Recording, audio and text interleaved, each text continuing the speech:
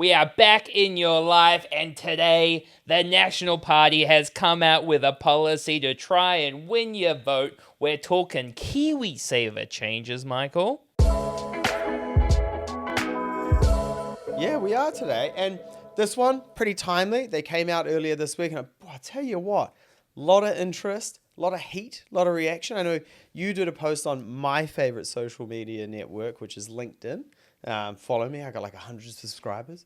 Your DM's just popping on LinkedIn, I actually can't stand LinkedIn. But anyway, and mate, you copped a lot of flack saying you liked the changes, and everyone came at me like, mate, you're a socialist. What are you doing? Yeah, I did get called a fascist, a socialist. They can't make up which one it is. Yeah. There was a little bit in there, so we'll break it all down.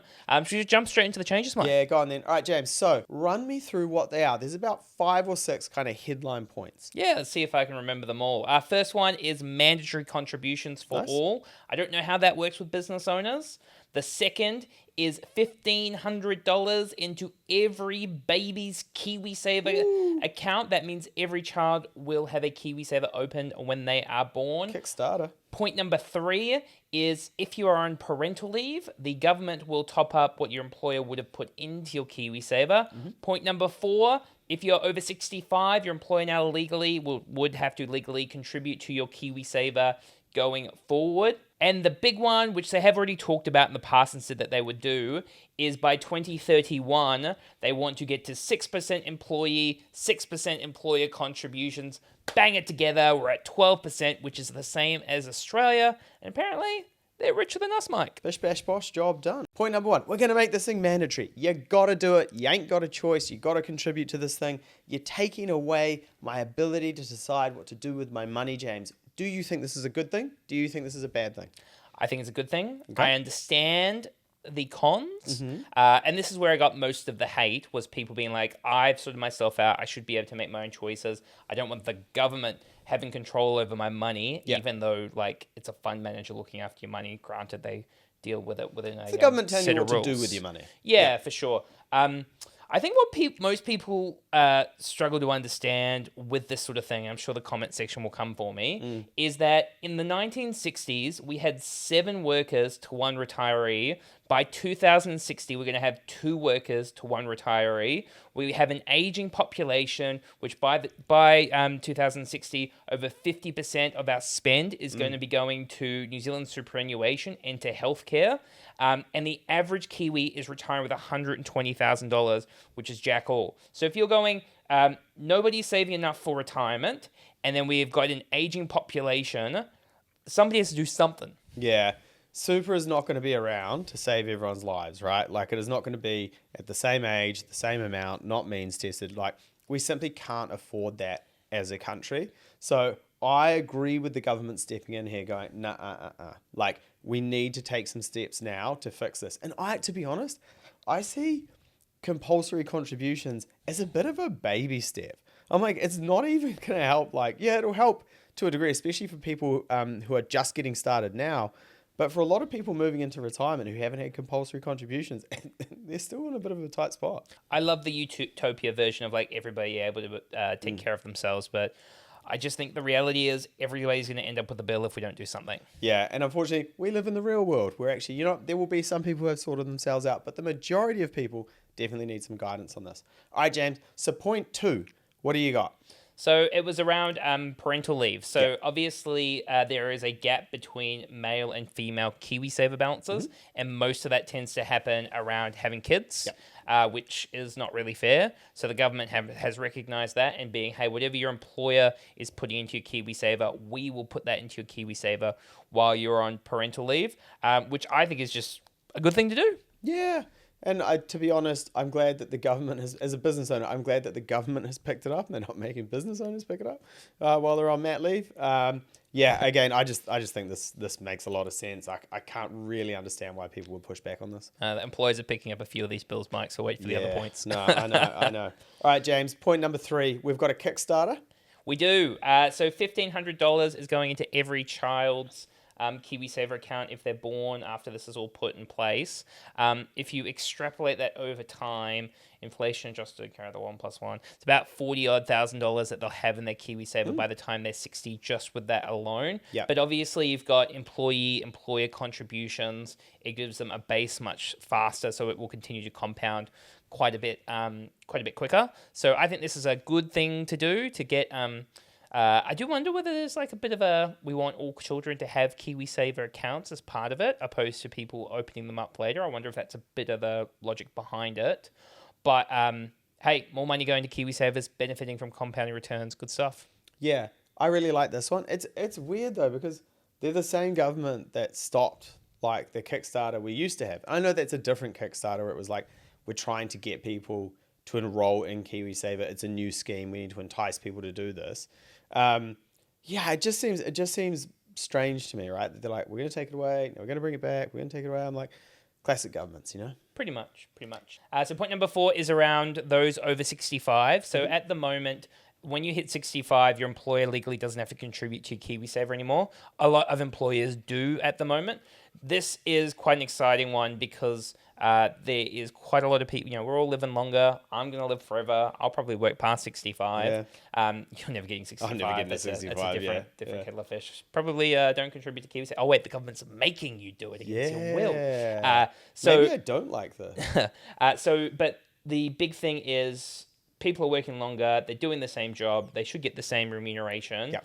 And obviously for people that are behind, it is good for them to get this extra money going. I just think this is fair. I Yeah, don't understand, like, what is the difference between someone who's, 65 years old versus 64 in 300 days? There is no difference. This definitely seems like a fairness thing to me. So I really like this. And I think you're right. A lot of people are either choosing to work longer past 65 or have to work longer past 65. So they should definitely receive the same entitlements as someone who's a little bit younger. Yeah. And then the last one that we kind of touched on there, James, is just around those contributions getting up to 6% for the employee and 6% matched by the employer to get us more towards that kind of 12%, which is where Australia is at. What do you think of this? I know it's not a new one, but they reiterated it. Yeah, so obviously we're at 3.5 and 3.5 at the moment. April next year we'll go to 4 and 4. It's just the continuation of that. Essentially, like as a country, we're relatively poor. Yeah. And the main difference between us and Australia, opposed to like a little bit of stuff in the ground, is that they have just a huge head start of us and way more money consistently going in to these superannuation funds. One means that the gap around retirement will be a lot less. A lot more people will be sorted and actually not have to think that much about their retirement savings. But then the other big point is these fund managers are going to have all of this cash over time to deploy. While a lot of it will go overseas, a reasonable chunk of it will stay local. They'll be looking for businesses to invest into, infrastructure projects to invest into. There's a tax benefit for them in terms of doing some things locally. It is going to make it shows much longer planning from the National Party.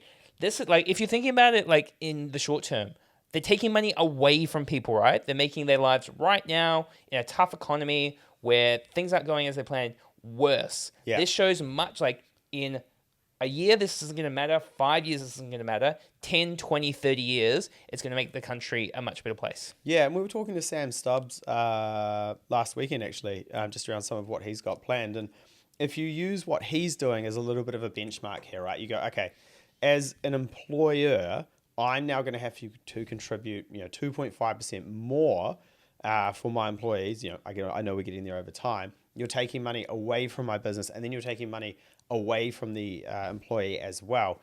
But if you look at what Sam's doing, like he's building 1,000 odd houses, down in Queenstown, affordable housing down there, and that's just in Queenstown alone. The money that he's pumping back into the economy, a rising tide is going to lift all boats, right? If the conditions for businesses in New Zealand get better because of KiwiSaver investment locally, it ain't going to matter. You know what I mean? Like, we will create our own tailwind. We will not be so exposed to basically global economic events impacting our local economic environment. For sure. Should we jump onto a few of the things that we wish were there that aren't there? Yeah, I think the big one for me was probably the ability to use your KiwiSaver as a deposit for your first home. I just don't think that should be in there. What do you reckon? I agree. I think really it is just taking the money, giving more of it to the boomers, inflating house prices, making the whole thing worse. Yeah. I get from an individual's perspective, they have that money, they can get onto the property ladder, it's them, but like collectively as a country, it's not a good thing. Nah, it's not. It's not. And that's why Australia won't do it. They won't let you take the self-managed or your super out for that because they know it'll just bump up the house prices. And for everyone who's going, you're just pulling the ladder up behind you because you were able to do it and now you're saying that I can't.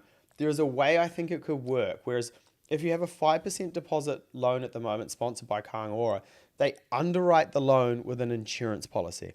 And on average, from my customers, which I've seen, is probably cost you about $1,200, right? And it gets added on top of your loan. So it just gets capitalized to the loan. So if your loan's $600,000, it'll be $601,200. So not a massive amount of money, grand scheme.